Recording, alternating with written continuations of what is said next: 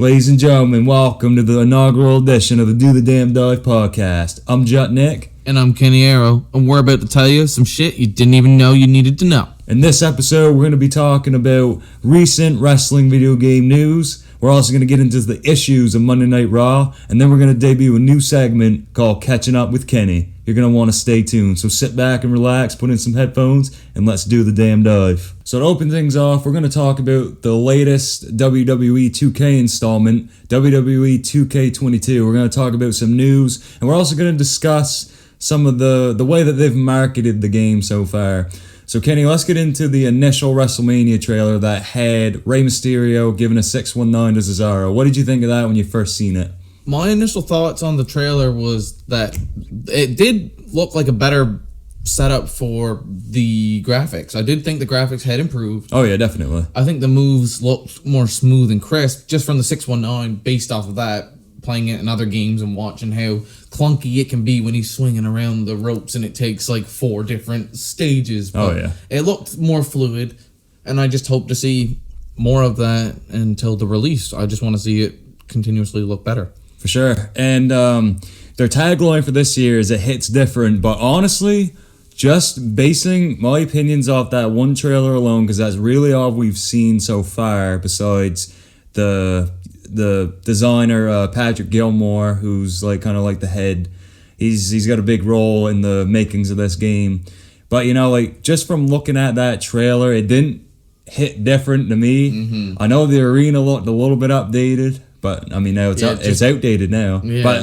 But I'll give them the benefit of the doubt. It was just an alpha run of the game, so they could have or beta added something different since then. So. Oh yeah, so we'll have to wait and see when how this is gonna. Day, we'll see what we get. Oh yeah, exactly. So we're gonna get into the new winning animations and entrances that they've showcased on their WWE 2K dev channel, which showing a few animations for Rey Mysterio's entrance where they're like different camera angles. It's a little bit shakier, which kind of looks more to real life. I really did like that. Mm-hmm. And they also showcased some victory motions for Bobby Lashley's almighty, I guess, character gimmick. Yeah. And even a Braun Strowman one, which is weird since he's been released. Yeah, it's weird that they would show that, even though... but I have heard that they do have interest in bringing him back. Oh, yeah. For sure. I don't know. Once you let a guy go like that, I don't know. Does he come back? Yeah, that's the thing. And he might... And see, with WWE 2K, they got a certain cutoff.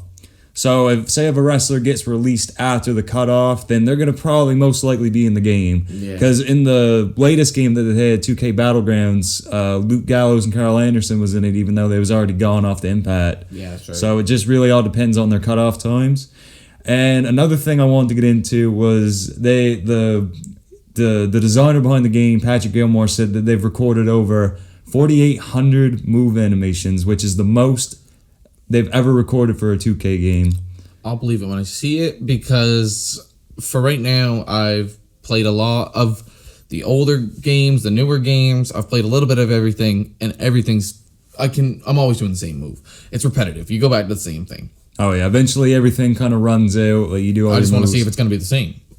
And I think the problem that they had, which I've heard from other 2K YouTubers like Smack Talks, for example, he said that with them adding new animations, they had a certain limit, which they had to, if they wanted to add a lot more new ones, they had to take out a lot of the old ones. Oh, okay. So it's interesting, that... But is it just Hurricane Rana 5? Is that adding a new animation? Because Hurricane Rana 5 doesn't interest me in the least. I would be the most interested, I find this the most interesting out of all the news because... Which, lack thereof, we haven't got a whole lot of news for the game, which is making me kind of, skeptical. Yeah, that's suspect.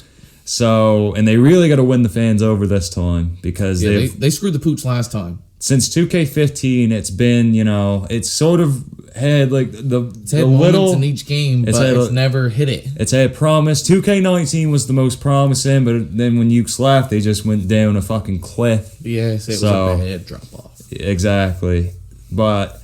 I think the most interesting thing about all these move animations is, how every wrestler hits their move different. Yeah. If that's what they mean and that's what they're talking about, that's going to be amazing. That's true, because a lot of people do a spear. A lot of people do a spear different. A lot of people do a frog splash. A lot of people do it different. It doesn't... Yeah, it's all about who's... And, Montez Ford goes to the fucking heavens when he does with a his frog splash. And Rob Van Dam, he does the most action in the air I've ever seen. And even Eddie Guerrero, he's got a different frog splash from what they do. That was a different scenario with his, And that's going to be very cool if they can pull that off. Yeah. Obviously, the most damning things that are in the WWE 2K games is their lack of modes and features that keep people coming back to play. When you look at all the other WWE 2K games, there's nothing there that makes you want to go back. Exactly. Maybe for just the roster, but what is it like? You can only do every match once, and then you've done it all. You've seen everybody's finisher, you've seen everybody's entrance, you've seen everybody with the title on. You've done it all within 9 months or less if you're an avid wrestling fan. Exactly. It's rough. It's really rough to be a wrestling video game fan at this point in time, and especially with 2020 it being a rough year already. 2K20 was just added to the shit heap that was 2020. We deserve better. We need better. I want to make content with the better if you guys are interested in that. Exactly. So we'll keep up to date with that, and we'll be watching our wrestling trailers and keeping up just as you guys are. And if any news comes out, we are going to cover it on the podcast because wrestling video games are a big part of both of our lives. So to see it pick up, it'd be just great. And the last thing I want to bring up in this topic is there was a recent ad on last Friday's SmackDown episode. Michael Cole actually said things that they haven't even revealed yet on like their own Twitter or just anything like that. This is all new information, so we'll take it with a grain of salt. But what he said was smoother controls, a rebuilt engine, and better gameplay. Do you think that will happen? Michael Cole, you motherfucker. Will he lie to us? Not be full of bullshit, or I'm gonna grab you by the tie and I'm gonna choke you out, Daniel Bryan style. That's right. Now with the smoother controls, I hope, because in 2K20 the scheme was just they implemented it just to make their game seem different from 2K19 when it really wasn't. It was worse. Yes, it was a travesty. And don't play that game. And it was a bad change because I mean the control scheme was already good as is. If they kind of want to, revamp it and, kind of rebuild the control scheme, that's fine, just as long as it works. Mm-hmm. You don't need to hit 2 buttons to do a finisher. That's just ridiculous. Either use the L1 button or go back to the triangle button. I only have 10 fingers. I can only press so many buttons once. And I know people also complained about the new control scheme when they were doing running finishers, like a spear. Yeah. And when they had to hit the L2 or LT on Xbox and the stick and then hit square and X, and it's too complicated. Yeah, well, I don't want to have to look around to hit my finisher. I want to be able to hit it when it's readily available. Wrestling games have always been good when they're easy to pick up and play, and just the content that's in them. And that's how you get the common fan. You have to be able to just pick it up and play. And some people don't even have to be wrestling fans to like the games. Exactly. You can just grab the people that you remember from the Legends, Batista versus Edge, and you could let them go at it. And that's exactly what they need to do, is draw in more of a common audience than just target some people. Well, I don't even honestly know who they're targeting. Exactly, and that's the real issue. Is just the marketing. It hasn't been great for the past couple years. Who's their audience? We don't even know. We don't know if it's the hardcore fans. We don't know if it's the casual. We don't know if it's the kids. We don't know if it's the adults. We don't know if it's bar mitzvahs. We don't know what the fuck is going on with their advertising. They're not telling us who's supposed to like this game, other than people that want to wrestle. Yeah, like. It's frustrating to talk about this. Like, it's just frustrating to talk about it because the 2K games have been so hit or miss for years, and ever since I was still in high school when 2K15 was coming out. I was probably in really early on in high school, and I still played the shit out of it. But I knew back then that it was still worse than 2K14. I put so many hours into 2K14. Yeah, and it was a 2K game, but THQ worked on it. They just kind of picked up the license, so they just slapped the good old 2K logo on that shit. And I'm not saying they didn't do nothing, because they probably tweaked a little bit in the game, but it was a THQ game through and through. You could tell just by playing it and looking at it. You could tell once it fully switched to 2K what 2K was doing. And THQ, they usually yes, they did have some hit and misses with their SmackDown vs. Raw franchise, but for the most part, I can go back to any one of those games and still have fun. Exactly. Yeah. Even if modes get taken out, you can't. But there's nothing to return to. The horsewomen gimmick, that was one thing that was absolutely the showcase that they have, like the story mode. Yeah, that I know. I tried the women's one, and I actually even tried to get into it and gave it a full strong chance, and that was absolute garbage. And it doesn't work because most people have already seen it. Yeah. It's good for casuals that might not know someone's full career, but to heavily focus on that one mode, it's not innovative. And those people. You're just watching it. You're playing a little snippet for objectives, and then you're just kind of sitting through cutscenes. It's like, we need something that's new, innovative. Bring a story creator. Keep the fan in the game instead of taking them out so much. Show them what's going on. Don't take them out of the game. And another mode that's in the 2K games, if most of you don't know, Universe Mode is basically where you set up your own shows and you can book your own champions, who you want to be on the roster.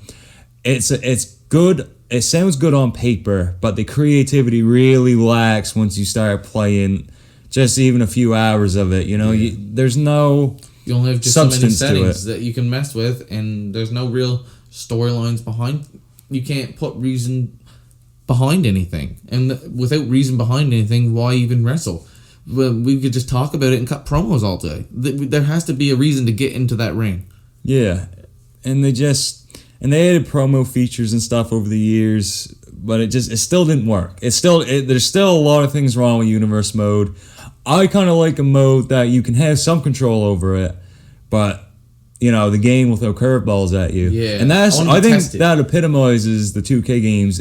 Nothing that I've seen has thrown a curveball besides the 2K originals that they introduced in WWE 2K20, which wasn't received well. No, that was a bad curveball. That was cheeks. So, yeah, hopefully, like they said on SmackDown, smoother controls, rebuilt engine, better gameplay. I hope for it. But that's not the only thing that they should focus on. And when they talk about all their gameplay and their new animations and their new, just stuff like that, it's not. Yes, it's cool if the game looks good. I would like the game to look good. That's not my main concern. Exactly. I want it to be playable. Yes, it's a game. But first things first, it's a game. Second thing second, GM modes and this and that. First thing first, you got to be able to play it. You got to be able to make it look like real life movement, considering the technology we have these days. You should be able to motion capture. You should be able to tell what everybody's finisher and what little quirks and features it each has. Exactly. It doesn't. I don't even know if this new game will be good. I got my doubts. I want to stay hopeful because the game releases in October. It's almost August, and we still haven't got nothing. They have shown that SummerSlam this year is sponsored by the game, which we'll probably get a roster reveal or maybe a trailer for the game. But that's not gonna, they've burned a lot of excitement as they want. They've burned a lot of bridges, and if they mess it up again, fans will be displeased, and a lot of people will be switching to a different promotion, which is based in Florida. That's right, and we're gonna get into that shortly, and we're gonna move on to AEW games. So let's move on let's talk about their AEW Elite GM mode, which is a mobile app that you can get on iOS and Android. Me and Kenny have played it a little bit, and we've actually had fun. It's got a lot of cool features. Obviously they could still add more to it, but it's enough for a phone game. It's good to kind of pick up and play. Phone games don't have high expectations for me in the first place. I just wish I knew how to use my money a little bit better because I was a spender and I got Kenny and I had no one to face him. So Kenny versus Luther for the win.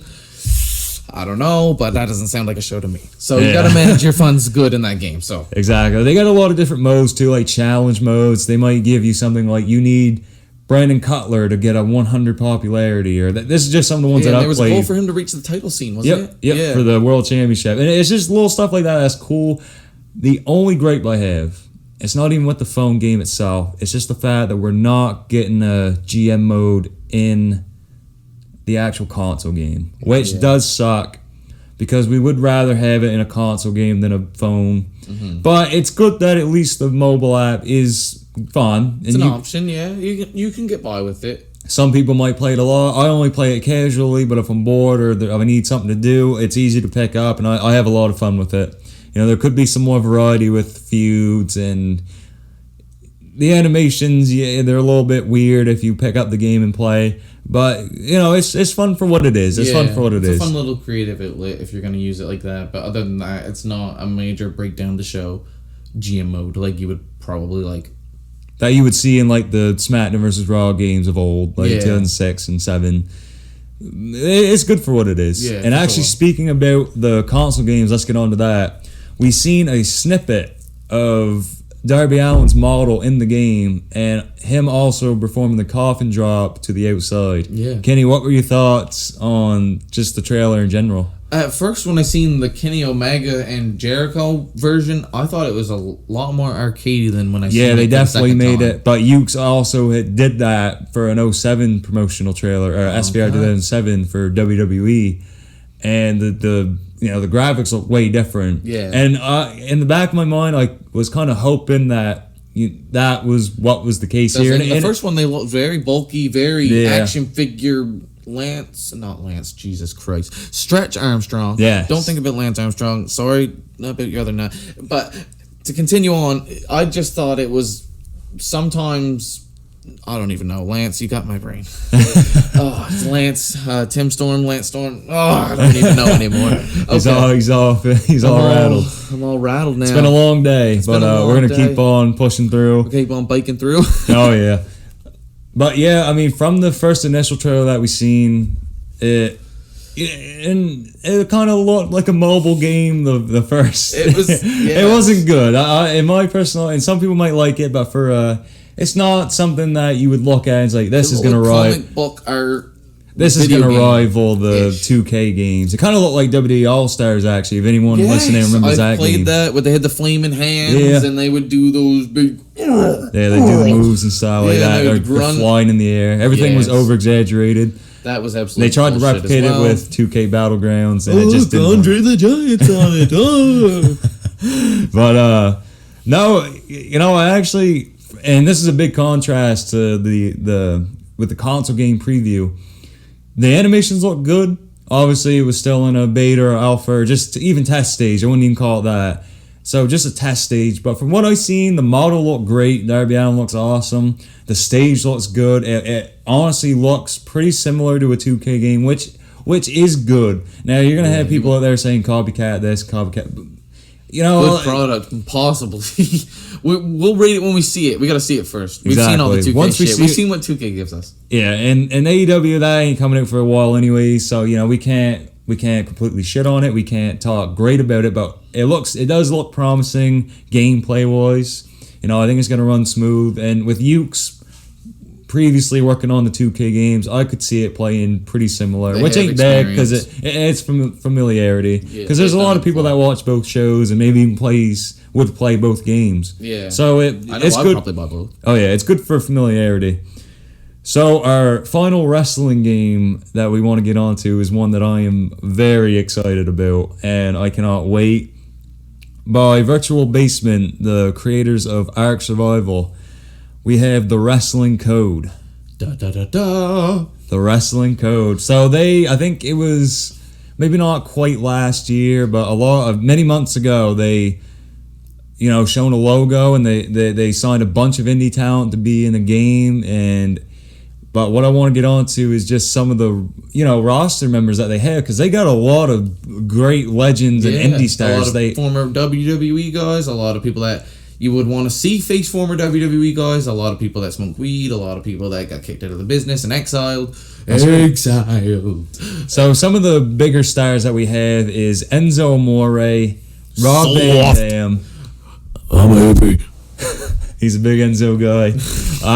So we have Enzo Amore, we have Rob Van Dam, Raven from ECW, I think the Sandman, Sabu, Kurt Angle just recently signed there. which is awesome. So he probably won't be in the 2K game. Just sadly, I want to see him strip that singlet one more time. Oh yeah, safe to say they have Muhammad Hassan from the 2004-2005 WWE you can see him time. shaking the shit out of some kid's brain cells. It's absolutely bonkers. And we're gonna get into that with the Enzo Amore and Hassan trailer. They released trailers on their YouTube channel, the Virtual Basement, about them kind of showing off, their animations to their popular moves and also promos.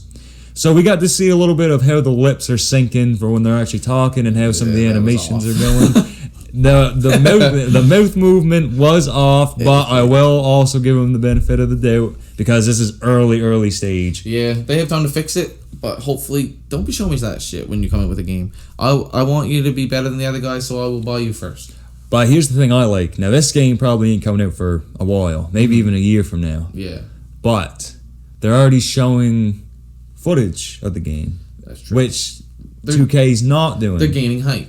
And 2K comes out in 2 or 3 months, roughly. Yeah, the time periods thing, you can tell who's doing it right and who's not. I feel like the team that Virtual Basement has for this game is dedicated to wrestling. I think they really... They're big wrestling fans, exactly. obviously. Because they're putting the look at who they brought in, Hassan. Like, not very many people would remember that. Yeah, exactly. They're definitely bringing people the fans want to see back. Themselves must be fans or must be connected to fans that know, because that's definitely shit I want to see. Exactly. It looks really good. Like obviously the animations and the mouth syncing ain't gonna be exact because this is just all like test they can stuff. wrestle in different climates. I've seen that in the desert. So to reference what he's saying, in the Muhammad Hassan trailer, he was cutting a promo and the arena was a desert area, which kind of shows that they're gonna maybe have a little bit few wacky arenas. Rings, maybe some knockoff tribute to the troops, maybe some trumbute to the Trumps. I don't know. You never know what you're gonna see in some games nowadays. Exactly, but yeah, just stuff like that. Even just a little bit of a snippet, just something to hold on to for hope. That's what we need. Hope. Like Bo Dallas needs to believe that he'll get another job in wrestling. Exactly, like wrestling games have been on a decline for so long, and mainly because of the WWE. Because let's be honest, that's the biggest wrestling game. That's the flagship. They run the place right now. Yeah, and hopefully, with the wrestling code, and the AEW games, just any other developer, people are passionate about wrestling. We can have great wrestling games. And to talk about the wrestling code a little bit more, we have some of the features we want to go over are mainly match types. They promised special guest referee matches, Buried Alive, some of the match types that you would see in the old SmackDown vs. Raw games. Yeah, the which is even just hearing. Yes, exactly. Like even just hearing that gets me very excited and hopeful that this will be good. Especially if you're a casual person, you're not gonna say, "I want to have a normal match." Yeah, you're gonna be like, "I want to put someone through 8 tables, light them on fire, put thumbtacks in their back, and then slice them open with a can opener." That's what you want to do when you're a casual. You just want to beat the fuck out of anything.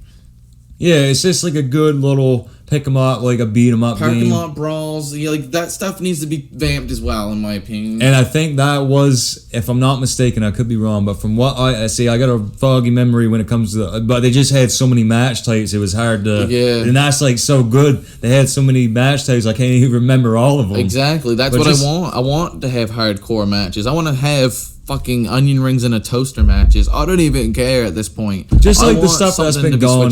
Oh yeah, just the stuff that's been gone for so long. Yeah, it's dry. Yeah, it would go, and I think this game's going in the right direction with even their marketing.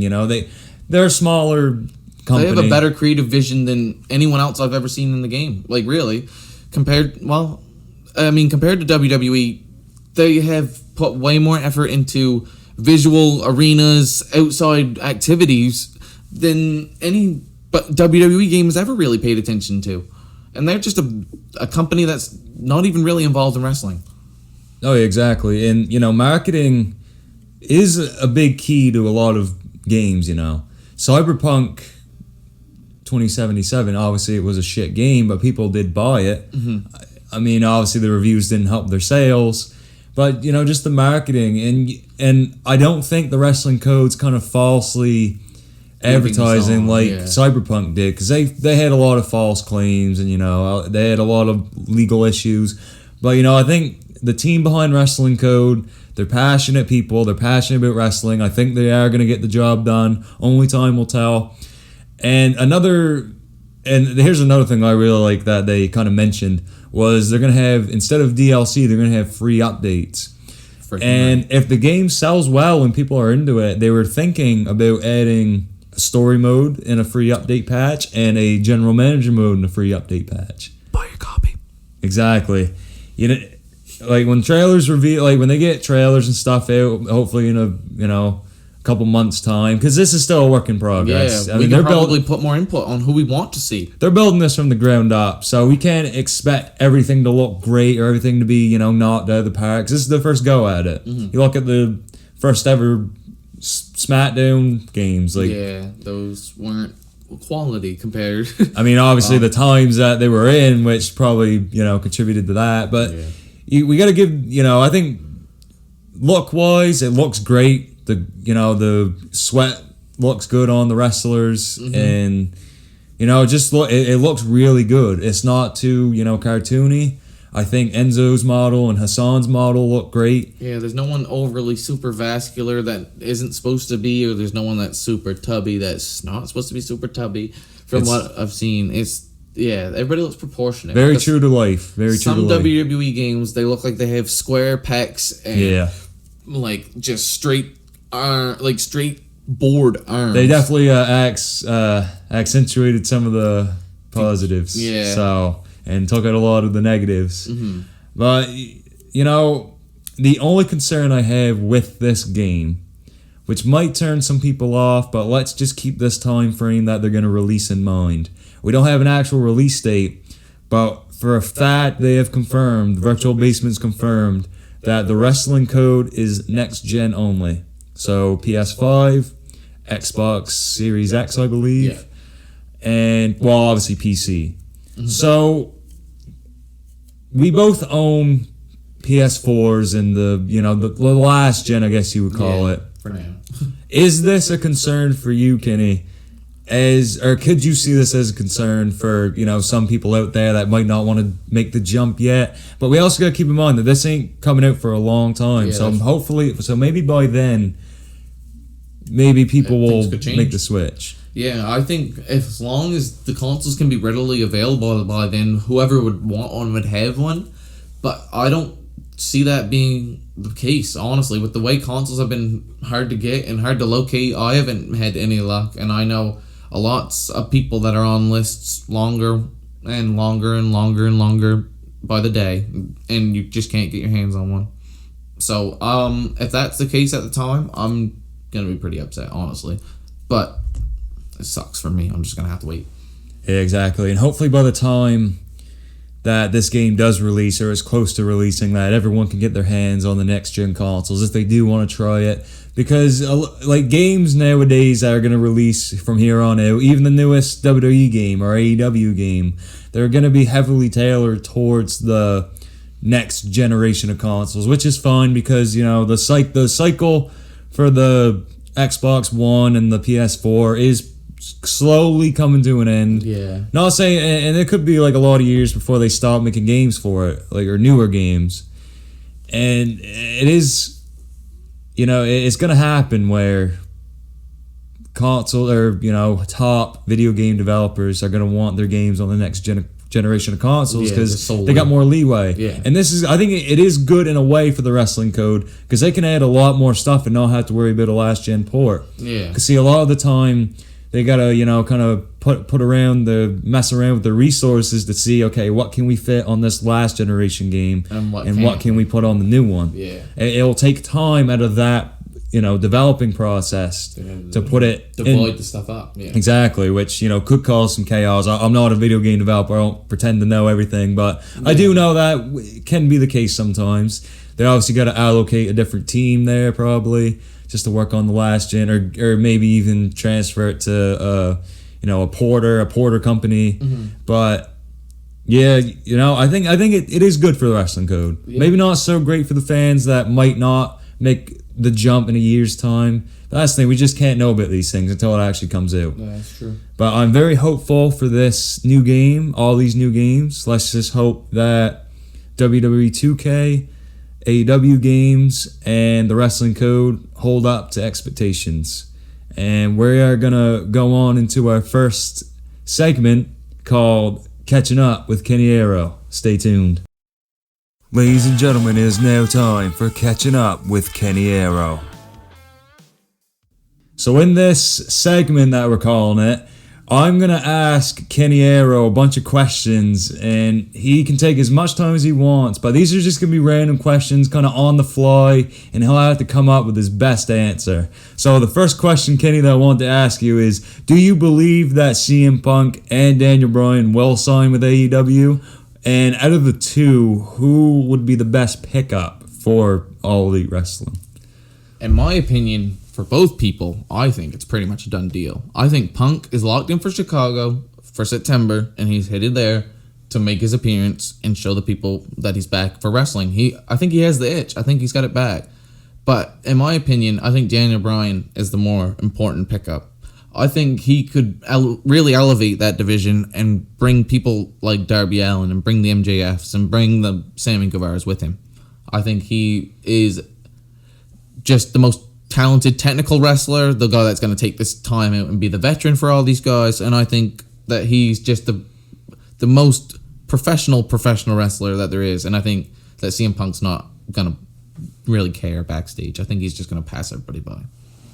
See, I liked a good quote from one of the other podcasters. He's called Solomonster.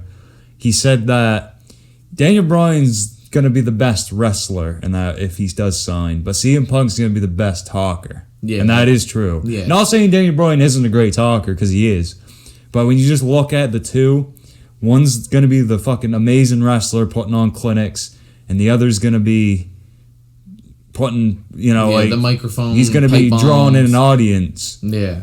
So it was. Someone brings the fight to the fight, and someone brings the talk to the trash. Exactly. Even if they, and like I said to my buddies, even if they only pick up one, it's still going to be great for AEW. Yeah. But if they pick up two, that's game changing. I think it's going to happen. I think the revolution of pro wrestling. Pro wrestling is coming. I honestly feel that AEW within the next 5 years will be the biggest promotion. And I'm going to put it here first. And this is the inaugural episode, so I'm really going to put out my friggin' opinions. Absolutely. So the second question I wanted to bring up to you is, yes, sir, who is the most underrated star in WWE or AEW, and why are they? For me, the most underrated superstar at this moment, I would have to go with probably Cesaro. For as far as consistent performances, the ability to... He mixes styles with everyone so well. He can put on a regular match. He can put on a tables match. He can sell. He can be the more dominant guy. You really can't put him in a situation he's uncomfortable with. And I feel like he deserves at least a mid-major title to his name to carry around. Or at least multiple reigns with something like a little bit more. He deserves more than what he's had so far. I agree completely. And I know it's not a very it's not out there take, but if you want my out there take for someone that's not with either of those companies, it would be Buddy Murphy. I think yeah, for sure. Buddy Murphy was unutilized with his Mysterio gimmick. That was absolute trash. That storyline. He was thrown to the dogs many a time, and it was almost like Cody was Stardust. You can't give a stallion a fucking tarp and tell him to run. Like, that doesn't make sense, because it doesn't make sense. What I said doesn't make sense, and that doesn't make sense. You gotta let him go and do his thing. And the thing that held Cesaro back is Vince obviously doesn't like his promo ability. And I'm not saying that Cesaro is, setting the world on fire with his promos, but I definitely think he can be charismatic. I think you got to give him I could see a piece. You can give him a talk. I love the Sheamus and Cesaro stuff. That was awesome. And I don't know why there's no, you can give a lot more people like mouthpieces. You don't have to. I think the thing nowadays is if we don't know what to do with them, they're either a tag team or a faction. Give them a mouthpiece once in a while. See what that does. Maybe some people just need that extra little like spark behind their character that just shoots them into the moon. And that run with Heyman that he had back in 2014 after he won the Andre the Giant Memorial Battle Royal at WrestleMania, that looked promising. Yeah. But I mean, Heyman already had Brock Lesnar, so he kind of got lost in that shuffle. And Paul Heyman's allowed to mess up too. You seen what he done with Curtis Axel and Ryback and Ryback when they were a thing. Just some people like it just doesn't work and it's not the right time. It's not, and there can be bad pairings. Like obviously Curtis Axel and Heyman didn't work out. I wouldn't even blame that on either of the two. It's just when Paul Heyman is so synonymous now with Brock Lesnar and even Roman Reigns recently on SmackDown. It's if you like just for him to manage these many people, they can't give time to. And Brock Lesnar was the biggest star in the company pretty much. So at that time, and well, even he still is if he ever comes back. It'd just be hard for them to, focus on Cesaro and, treat him seriously in the main event when you already got Brock Lesnar there. And plus, Paul Heyman's already with him, so it's... That's right. And it's hard when you also constantly put other people over at the expense of the same people. It takes the credibility away from, how many people has Dolph Ziggler put over? Exactly. And how many chances has he got at, a world title when you just already know that he ain't going to win? Capitalized on. It's just made to this guy look good. And it's hard for people to get invested in certain types of feuds because you're just going to look at, when you put a Kofi Kingston against a Dolph Ziggler, this was during Kofi Mania back in 2019. We knew Dolph Ziggler wasn't going to win.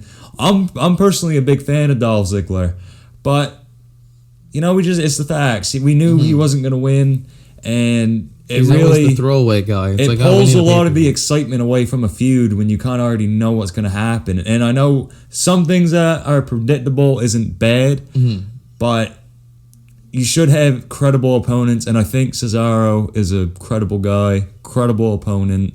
Hopefully he gets an opportunity soon.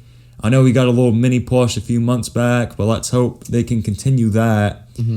And on to the last question. Is there any championship or championships in WWE that you think could be retired right now and it wouldn't impact the company in the slightest? I think almost the idea of a title is to always kind of keep it going. I think once you build history with a title, like almost the NWA title, I like kind of you have your synonymous design that is the picture that you try to get built, and then you build it up with performers holding that title and what they did with it.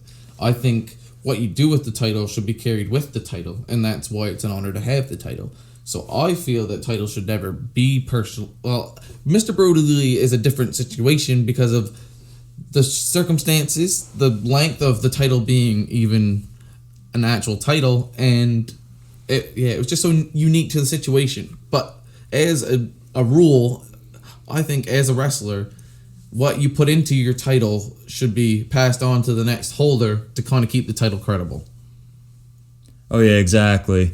And there's just so many championships in WWE today. It's hard for a lot of them to have prestige. Obviously, the tag team titles don't have a lot of prestige. That division hasn't been rebulked or revamped in a while. They focused solely on women's and solo divisions.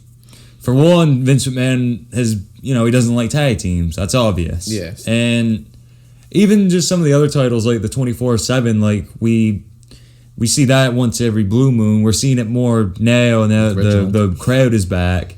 But, there is a lot of expendable titles in WWE. And I'm not saying there isn't other places, but when you look at the companies and the company that has the most amount of titles, WWE just has a lot. And it's hard for them to build so many prestigious titles. The Intercontinental Championship might have a good run for a couple months with the right guy, but once another guy wins it, It just fades into obscurity. Because it gets flip-flopped again, just like it used to be. Like, once you get a good run, we had the United States Championship building some steam with Bobby Lashley before he decided to join the main title picture. He dropped it to Riddle. Riddle had a decent run, and it was, okay, it's time for him to lose it. Sheamus went off TV for a little while. And now the momentum is all dried up. You got to kind of keep the title in the main view of the audience. Like, if your performer's gone, make them lose it, and then when they come back, that's what they're aiming for, because that's what they lost. Like, it gives them motivation. Definitely. And, WWE, the best titles that they have right now is the world titles. Yeah. But that is about it. Because you look at the Raw Women's, who the current Raw Women's champion is now, that we'll get into later on. And also just even Bianca Belair has had a decent run. The fans really like her. She's put on a few good performances. She's very promising. And we're completely excluding NXT right now because this is just main roster, because main roster has more championships. Yeah. But, it wouldn't be so far-fetched for people to want some titles either removed or retired, defunct, whatever you want to call it. Kind of minimize, you don't need to oversaturate things, especially as you're cutting people off like they're ribbons at a finish line. Exactly. It's just, it doesn't make sense. You can't have that many titles if you're not going to have superstars to compete. And we'll look past the designs of the titles in the company, because obviously a lot of them ain't great, or a lot of them are generic. And the color concept. It's really all about the champion. How can they elevate this title to make it look great? And to finish this segment off, I think Roman Reigns and Bobby Lashley both have done awesome in their roles as world champions. And hopefully things will only go up from here for the world titles. And now we're going to move on from catching up with Kenny, and we're going to talk about the issue with Monday Night Raw. And to close off this debut edition of the Do the Damn Dive podcast, we're going to talk about the big issue with Monday Night Raw already, now that fans are back. Yep, the fans are not taking well to certain things. And last night, the pops were not there like they were the other nights. Nope. When you see Keith Lee, that's where I want to start, honestly. Keith Lee, I think, is a very talented superstar that could be at the top of any level of other promotion, but he's coming out to a return. He's getting squashed out, and then he comes back in his next match and gets squashed out. I want to know how you feel about that, Jet. So he comes back last week and has a match with Bobby Lashley. Now, obviously, I knew, and I'm sure you knew, Kenny, he wasn't going to actually win, but he could have been made to look really strong. Like, that could have been a close, 10-minute, 15-minute match. They could have gave that time, because, the rest of the night, they could have gave that match specifically. They could have gave that match time.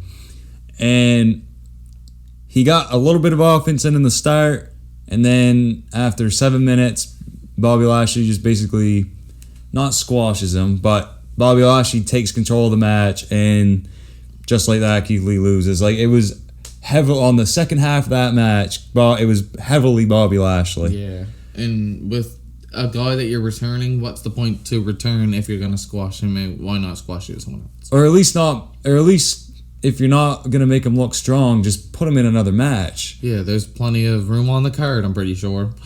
Because they do this sometimes. They'll have people return and coming back in, and they'll kind of go face to face with the champion, and some of the matches they'll look strong, and it'll be back and forth. But with Keith Lee, that just didn't happen. He just kind of, it was never in the intentions. It didn't seem like the bookers even, or whoever was in charge of this match, whoever was the head official ahead of it, but they did not think Keith Lee at all. They were thinking advance Bobby Lashley to Goldberg. Which, why? Why advance Bobby Lashley to Goldberg at the expense of Keith Lee? And at the expense of the other talents that are working their ass off on Raw, And now Goldberg comes back and he'll most likely automatically get a title match at SummerSlam. I get it, the fans are back, you want ticket sales, but Yeah, hear that. yeah, but Goldberg is not the solution. People were pissed when he beat the Fiend in Saudi Arabia for the Universal title. Dolph Ziggler. And then but that was good because he wasn't in a world title. Yes, just for the sake of being Goldberg. I mean, yes, Cena's doing the same thing, but Cena isn't nearly, past his prime as Goldberg is. 60. And I don't actually even hate Goldberg. Like, I know what he's done for the business, and his style is okay because some people can succeed in that style, having quick matches and being a beast. Mm-hmm. His Brock Lesnar match at WrestleMania 33 was okay because, they gave it the right amount of time and they hit all the big moves. Yeah. But and I'm not saying Goldberg and Bobby Lashley will be a bad match. That's not the problem here. It's just the fact that Goldberg's coming back now, just joins the top line, and he's getting a WWE Championship match. It's just people can be in the company for like Kofi showed 10, 11, 12 plus years, and it doesn't mean anything unless you're Bill. Yeah, it's bad, and I think Goldberg will win it, and we might even do a predictions video on SummerSlam if that's something you guys would want. But yeah. No, I did not like that at all. I didn't like the fact that Keith Lee was basically a transitional match just to get to the big Goldberg return. Yeah. Moving on here, Kenny, we have another, glaring issue with Raw, which was last week. Karrion Kross losing to Jeff Hardy in 2 minutes via roll-up. Yep, tearing apart his reputation that he's just built down in NXT. It's sad, and I also actually seen a Roman Reigns post where it said, like, welcome back from the minor leagues, almost like that type of vibe. And it's like, Roman, really? You're going to call that the minor leagues when they can outsell you sometimes? I mean, or like outperform you guys most nights? No, that's not no minor league system.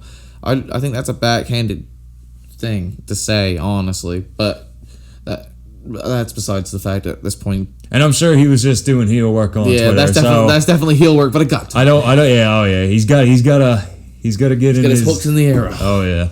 But yeah, Karrion Kross losing to Jeff Hardy, who has rarely even been on Raw, let alone has won matches. I mean, he lost to, I think, one of Jinder Mahal's henchmen on there. Yeah, getting rolled up by Shanky or Veer. Shanky, Veer, whoever the hell he's with this week. His motorcycle probably fucking rolled him up. I don't know. Yeah, it's bad. And I'm a big Jeff Hardy fan. I'm glad they brought back his old theme song. Yeah. But, I mean, that kind of spoiled even that. That spoiled it. Karrion Kross is not a dude that should be losing to roll-ups in 2 minutes. And then he goes back to NXT and he comes in with the belt on Raw. So it makes your whole brand look weak when you do that. Yeah. And NXT, I know it was minor leagues for a while back when they were just on the network. But now they're on USA. They got, takeovers are on Peacock just like the regular pay-per-views. Mm-hmm. But just that exposure on the USA Network is good for them. And Triple H has even said, we're no longer developmental. We're a third brand. Mm-hmm. Well, Vince has basically squandered that a lot. And pissed it away in the wind. With the call-ups that they have. Mm-hmm. Some people have succeeded. I think Damian Priest has been fine right now. He hasn't lit the world on fire yet, but he's just starting out. He also went away right after WrestleMania for who knows how long. Let's take that with a little grain of salt. I like Damian Priest, so hopefully he'll do good things on Raw. But going back to Karrion Kross, this guy can cut a promo.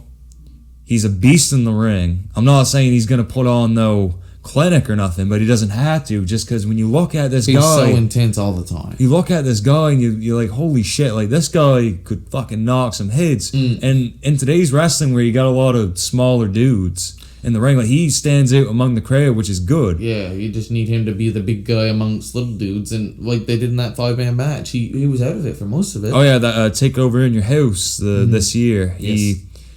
he would come into the ring during the match and just beat the shit out of everyone. And people say like, well, the match got better when Karrion Kross left the ring. But he's not when he came back. Yeah, he's not gonna match those styles of Adam Cole and Kyle O'Reilly, and that's all right. He doesn't have to, be the best wrestler in the world. He just, with his promo, I think and they don't even have Scarlett as his manager on Raw anymore, which I don't find, because I think that adds to the whole, gimmick, adds to the whole character. And it's just sad, it's and going on to this week's episode of Raw, we had Karrion Kross defeating Keith Lee. Back to Keith Lee. Why would you put these two guys that both lost last week in a lose-lose situation? Yeah, it's great that Kross won, but he's not even on Raw officially right yet until he most likely loses the NXT Championship to Samoa Joe. And Keith Lee, you just brought him back. See, Karrion Kross has always been around, but Keith Lee just come back and he's already 0-2. So it's just such a lackluster return. Like recently I've never seen that, because Damian Priest, he just came back, but he ain't losing. Yeah, he just beat the champion. What did Keith Lee do? He just beat Sheamus, and he's the United States champion. I don't know who Keith Lee pissed off, but Keith Lee apologized, man. I think it's something about his look that Vince just does not like. Because they tweaked his theme song, they tweaked his gear. Like in NXT, he didn't have the singlet; he had just trunks, regular trunks. He worked down there, and he just done his thing, but Vince wants to get his fingers in every idea. I'm scared. I'm scared for Karrion Kross. I'm losing hope on Keith Lee, because I don't know how you bounce back from an 0-2, streak, a returning streak. And I don't know how you return. Keith Lee's not a guy that you use to put over people. He's still young himself. He's still growing in the WWE. He still has time, and he's still in his prime. Yeah, you can't let a guy like that lose. And same with Karrion Kross. I can get over it in a couple weeks. It's okay, Jeff Hardy rolled him up. That's just how Raw works sometimes. And, which is sad, because it shouldn't. I'm not defending Raw or WWE in the slightest, but no, it was just really bad booking on their part. Yeah. And I'm sure, and even the entrance ain't as cool as in NXT. They fixed it this week a little bit. It was presented a whole lot better. But what is that? He's not just an entrance. The entrance is a part of it, and it does add to his character, of course. Yeah. But they got to book him in something right. Yeah. Where he's going to go from here, I don't know. Because Goldberg's in the world title picture. Damian Priest is in the... I feel like he'll most likely win the U.S. title. That's just a little prediction on my part. He probably should, in my mind. But hard to tell. But see, Kross is obviously kind of a heel character, and I'm sure they'll keep him a heel on the main roster. It's going to be interesting to see where they're going to fit him in, because I feel like they were planning a Jeff Hardy feud, but Jeff Hardy unfortunately got COVID, so he wasn't able to go to the live events or make tapings for Raw or make the live feed for Raw for Monday Night Raw. So no, it just sucks. Yeah, it's been bad lately, and we just want to see different. Exactly. And when you look at SmackDown, SmackDown is pretty decent right now with the crowd back. It's like they just got a whole different team. I'm sure that third hour ain't helping, but even then, you can still make interesting television. Yeah, even if you have to kind of drag something along a little bit more than it should have, you shouldn't make everything feel like it's a disaster. Exactly. And going on to our final point, why there's a big issue now with Raw, is in my opinion, the most damning thing that has happened since the fans have come back is the Nikki Ash character and the Nikki Ash loss to Charlotte Flair this week while she has just won the championship. Yeah, she's won the championship to be buried back down to below the championship, but with the championship. Which to me is so ass backwards that's even... If she's a comedic character and that's her thing, then at least let her have a couple wins before she goes on this losing skid and loses the title or whatever's about to happen.